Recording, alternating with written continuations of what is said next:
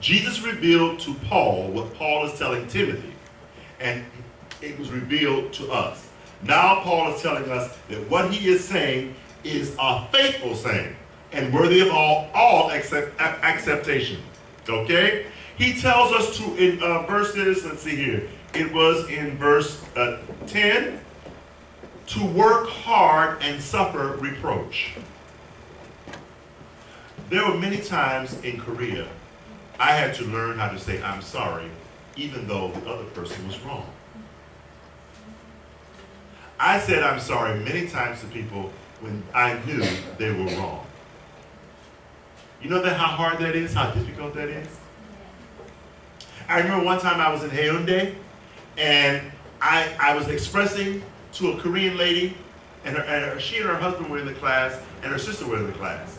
And I said to them, you know, next term, I want to have something special to help people who are having a difficult time with learning English. And I pointed to her as an example. I said, and so like if she has a problem, I'll be able to help her. And the lady got upset with that and went out of the room and started crying. And her sister got very angry at me, started saying things to me, and I kept saying, well, I'm sorry, I didn't realize what was going on. I thought I was trying to be helpful. I kept saying, I'm sorry. And they wouldn't accept my apology, it seemed like. So, and then the next thing I know, the whole class, you know how Koreans, they support each other. So they all, yes, and the whole class was in the office, and they weren't angry at me, but they had to support the girl. So they were in the office with the pastor, and I kept saying, well, I'm sorry. I didn't realize what I'd done. I'm very sorry. I never want to hurt anybody like this. And it seemed like my words were just bouncing off their heads. So I felt really, really bad about that. But, and then the next day, they gave me a gift. Okay? And it was something, I could have gotten very angry at them and said, listen, I'm your teacher, shut up! No, I could. That would have done really had bad results. Okay? Sometimes you have to suffer reproach. Sometimes you have to go through difficult situations. I tell a lot of my friends that in heaven will be filled with people who were unjustly treated. And if you've never had a difficult time, you've never had heartaches, you never cried, you will feel uncomfortable in heaven. Because there will be many, many people there who had a really difficult time. And you will be sharing your experiences with each other, and you will be glorifying God, and everybody in heaven will be praising God. But if you've never had it bad and you've always had it good, you'll feel out of place in heaven. You will feel out of place. So now, do you often feel unappreciated in what you do? That happens many times. I feel unappreciated many times, but you know what I always say? God keeps record. Perfect, terrible, exact record. He knows he can keep a better record than I can.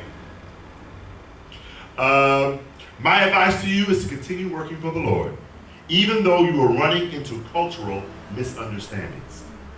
Often in Korea, I have encountered so many misunderstandings, but Paul tells us in verse 10 to what? Trust in the living God. This is so important. I had a young man tell me not too long ago that, and he's an Adventist man, he said, oh, Clarence, you need to learn to trust other people. That's foolish advice. Never trust human beings. Why?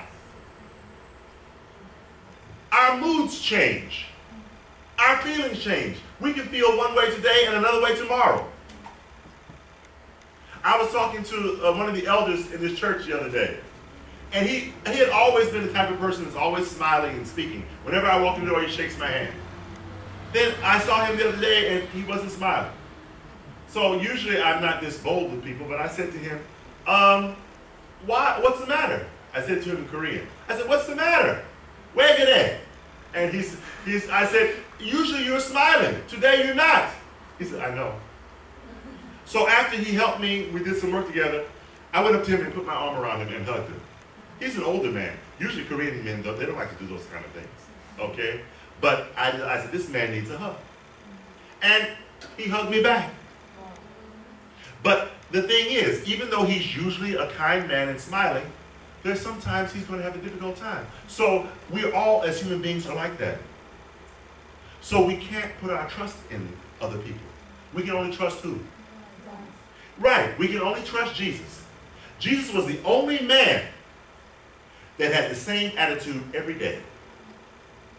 He never changed. He never had mood swings. You can depend on him all the time. The Bible says he is the same yesterday, today, forever, for tomorrow. Yes, you can depend on God. You can depend on Jesus in every situation. We cannot afford to place our trust in anything. Now this includes marriage, the people in the church, or the place where we work. Like I said, you can't depend on people in the church. You can't depend on people where you work. You can't depend on your spouse or your boyfriend or your girlfriend. Over and over again, I have seen missionaries from America and other countries come to Korea with a different agenda than to do God's work. Sometimes they think they can do God's work, but deep in their hearts, they come here to form a relationship. There's nothing wrong with that at all. That's good. Okay? It's not a sin to do that. Who ordained marriage? God. It is not meet that man should be what? Alone. Right.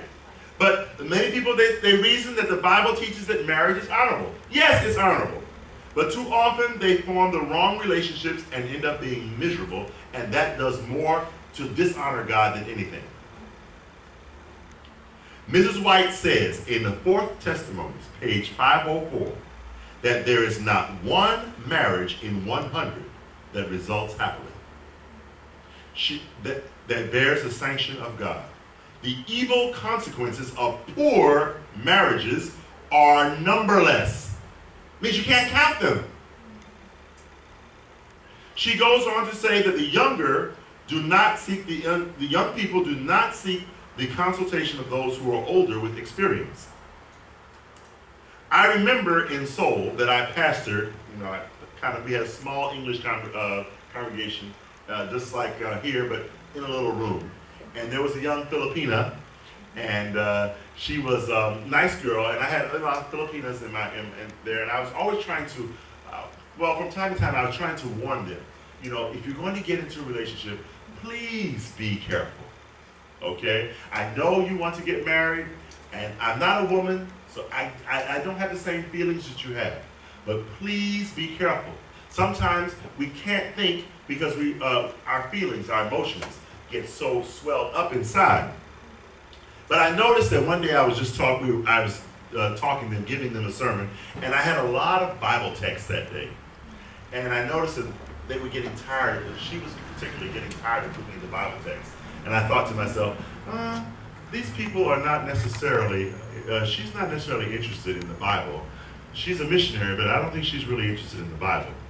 So I didn't see her anymore. After she left, I heard she got married. And we were all close people. So we were friends. They came to my house to eat. I had the Filipinos over my house to eat several times.